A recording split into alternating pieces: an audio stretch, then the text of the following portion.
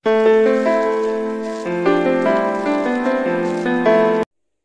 এটা হচ্ছে কি ফার্স্ট 18-19 এর ম্যাথের কোশ্চেন নাম্বার কত 68। ঠিক আছে, তো বললাম না যে এর আগের ম্যাথটাতে ছিল কি ভরকেন্দ্র বের করার, ভরকেন্দ্র দিয়ে আমরা ক্যালকুলেট করে কি করছিলাম, তোমার বৃত্তের একটা ব্যাসার্ধ বের করতে বলছিল অন্তর্বৃত্তের। তো এরকম কি করে মাঝে মাঝে কি করে 9-10 এর কিছু টপিক বা তোমার বেসিকের কিছু টপিক থেকে কি আসে 2-3টা প্রশ্ন আসে। এরকম একটা বেসিকের প্রশ্ন হয়েছে, এটা কি এই প্রশ্নটা 68 নাম্বার ধারা থেকে দিছে। ঠিক আছে, তো একটু প্রশ্নটা পড়া যাক।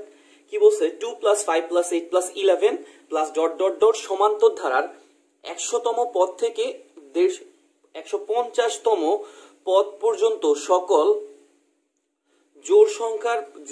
সকল জোড় পদের যোগফল এবং বিজোড় পদের যোগফল থেকে কি হবে, কত বেশি হবে। ঠিক আছে, এটা একটা ধারা দিছে। এই ধারার 100তম পদ থেকে 150তম পদ পর্যন্ত যতগুলা জোড় সংখ্যা থাকবে, যতগুলা বিজোড় সংখ্যা থাকবে, জোড় সংখ্যাগুলোর যোগফল বিজোড় সংখ্যাগুলোর যোগফল থেকে কত বেশি। ওকে, তো এখন এটা একটু করার চেষ্টা করি। আমাদের ধারাটা প্রশ্নে কি দিচ্ছে, ধারাটা দিচ্ছে 2 + 5 + 8 + 11 +... ওকে, এখানে আমার কত থেকে কততম পদ নেওয়া লাগবে, 100 থেকে 150তম। ঠিক আছে, তা আমি 100তম পদটা প্রথমে বের করি। আচ্ছা, আমাদের 9-10 এর তো এই জিনিসগুলো মনে আছে। এটা কি ধারা, একটা সমান্তর ধারা। ঠিক আছে না, দেখতেছো প্রত্যেকটাতে কি বের করতেছে, 3-3 করে বাড়তেছে। যদি 3-3 করে বাড়ে বা কোন একটা সংখ্যা করে বাড়ে তাহলে এটা হচ্ছে সমান্তর ধারা। ঠিক আছে, আর যদি একটা গুণ আকারে বাড়ে তাহলে এটা হচ্ছে গুণোত্তর ধারা। ঠিক আছে, এখানে আমরা দেখতেছি প্রথম পদ কত, আমাদের প্রথম পদটা দেখতেছি 2। ঠিক আছে, আর আমরা আরেকটা জিনিস ক্যালকুলেট করি কি, সাধারণ অন্তর, মানে কি দ্বিতীয় পদ বিয়োগ প্রথম পদ করলে আসবে কত, 3। অথবা কেউ যদি চায় তৃতীয় পদ বিয়োগ দ্বিতীয় পদ করতে পারে। 8 - 5 কত আসবে, 3। 11 - 8 করলে কি আসবে, 3। এটাকে আমরা কি বলতেছি, সাধারণ অন্তর। ঠিক আছে, এখন আমি কি, আমার এখানে যে দুইটা টার্ম আছে 100তম পদ আর 150তম পদ, আমি এই দুইটাকে বের করব।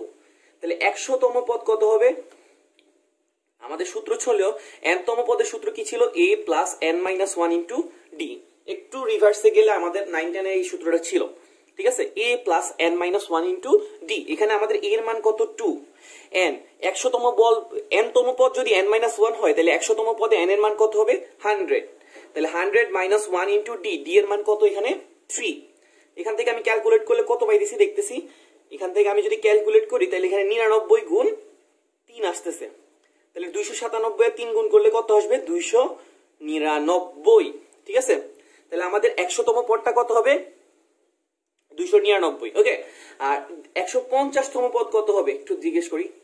150তম, তাহলে এখানে a এর মান কত থাকবে, 2 এ থাকবে, কিন্তু nটা এখন কত হবে, 100তম পদে n এর মান ছিল 100 আর 150 এ n এর মান কত হবে, 150। তাহলে 150 - 1 × d, d এর মান কত ছিল, 3। ঠিক আছে, এখানে আসবে 149। 149 এর সাথে যদি 3 গুণ করি আর 2 যোগ করি, ক্যালকুলেট করলে আমরা কত আসে একটু দেখি, 149 × 3 + 2, একদম বেসিক যোগ বিয়োগ আর কি। তাহলে এখানে আমাদের এখানে আসতেছে 449। ঠিক আছে, তাহলে আমাদের ধারাটা কি রকম, মানে 100 থেকে 150তম পদ পর্যন্ত যদি ধারাটা, ওই ধারাটা কি রকম হবে একটু লেখার চেষ্টা করি।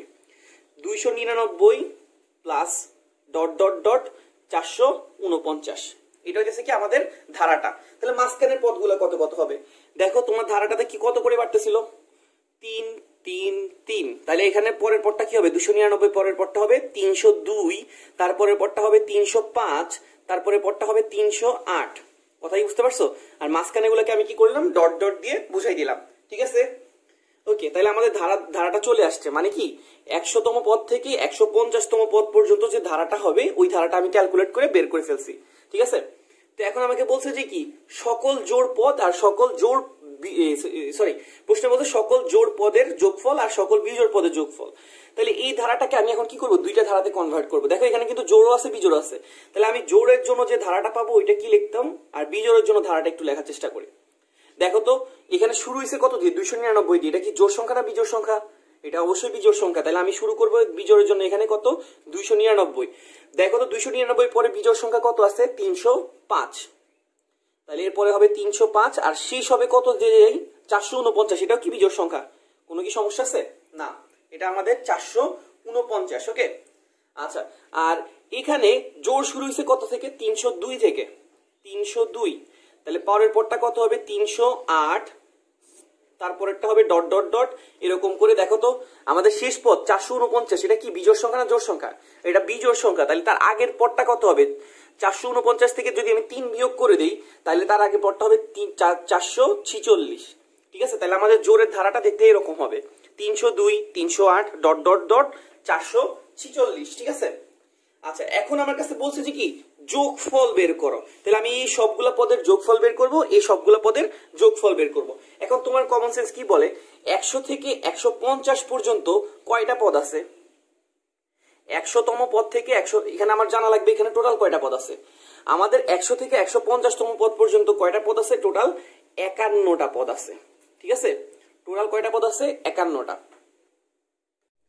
ওকে, আমরা দেখতেছি আমাদের 100 থেকে 150 পর্যন্ত টোটাল পদ আছে কয়টা? 51টা। এটা কিভাবে বের করছি? ধরো আমি তোমাকে বললাম 2 থেকে 5 পর্যন্ত কয়টা সংখ্যা আছে টোটাল, তাহলে তুমি কি করবা 2 3 4 5, তাহলে আমাদের টোটাল কয়টা সংখ্যা থাকতেছে? 4টা সংখ্যা, 2 3 4 5। 2 থেকে 5 পর্যন্ত আমরা কিন্তু 5 থেকে 2 কে বিয়োগ করলে কত পাই? 3। তার সাথে শেষে কত যোগ করে দেওয়া লাগবে? কয়টা পদ আছে ওটা বের করার জন্য 1 যোগ করা লাগবে। তাহলে আমাদের এখানে বলছে 100 থেকে 150তম পদ। ঠিক আছে, তাহলে 150 থেকে 100 কে বিয়োগ করলে কত আসে? 50, আর 1 যোগ করে দিলে কত হয়ে যাবে? 51। তার মানে আমাদের টোটাল পদ হইতেছে কয়টা? 51টা। ঠিক আছে, এখানে এখন জোড় কয়টা আছে আর বিজোড় কয়টা আছে একটু বের করি। দেখো তো, আমাদের শুরু হয়েছে কত দিয়ে? বিজোড় দিয়ে, তার মানে বিজোড় পদ কয়টা থাকবে? একটা বেশি থাকবে। জোড় কিন্তু একটা পদ পরে শুরু হয়েছে, দেখো তোমার বিজোড় শুরু হয়েছে আগে, তার মানে বিজোড়ের টোটাল পদ থাকবে কয়টা? 26টা, আর জোড়ের পদ থাকবে কয়টা? 25টা। ঠিক আছে, তাহলে আমরা এখন কি করব? জোড় পদগুলোর যোগফল বের করব, বিজোড় পদগুলোর যোগফল বের করব, দেখবো যে কারটা বেশি।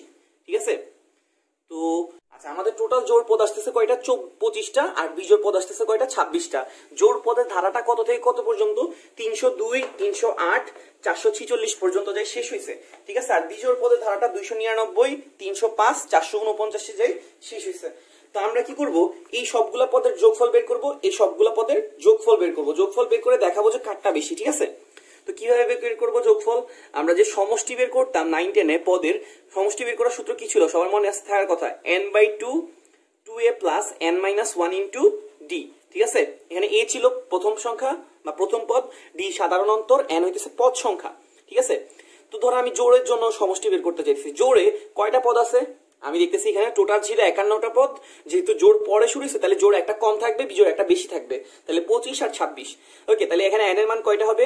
25। ঠিক আছে, আর এ হইতেছে প্রথম পদ, এখান থেকে আমি দেখতেছি এ ধারার প্রথম পদ হচ্ছে 302, আর n-1 কত হবে? 25 বিয়োগ 1 ইন্টু ডি এর মান কত হবে? আমরা দেখতেছি আমাদের সাধারণ অন্তর কত? 308 থেকে 302 কে বিয়োগ করলে আমরা কত পাইছি? 6। ঠিক আছে, 9 10 এর জিনিস। ঠিক আছে, তাহলে আমরা এখান থেকে 25 ডিভাইডেড বাই কত পাইছি? 2।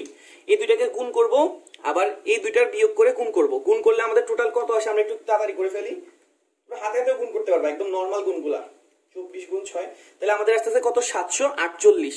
2 দ্বারা ভাগ করে আমি কি করব? 25 দিয়ে গুণ করে দিব, তাহলে আসে 9350। ঠিক আছে, তাহলে আমরা পাই গেলাম জোড় সংখ্যার যোগফল। একে এবার আমরা কি করব? বিজোড় সংখ্যাগুলোর যোগফল বের করব। বিজোড় সংখ্যা আমাদের কয়টা আছে? আমি দেখতেছি 26টা আছে, কারণ ও পরে শুরু হয়েছিল। তাহলে n/2, তাহলে 26/2। 2 ইন্টু এর মান কত? বিজোড় সংখ্যার প্রথম পদ শুরু হয়েছে 299 দিয়ে, তাহলে আমি কি করব? 2 ইন্টু 299 প্লাস n-1, 26টা পদ ছিল, তাহলে 26 - 1 ইন্টু ডি। ডি দেখো তো এখানে সাধারণ অন্তর কত? 299 305, বিয়োগ করলে কত আসবে? 6। তাহলে আমাদের বিয়োগফলটা কত আসতেছে? সাধারণ অন্তরটা আসতেছে 6। এখানে ভাগ করলে আসবে 13।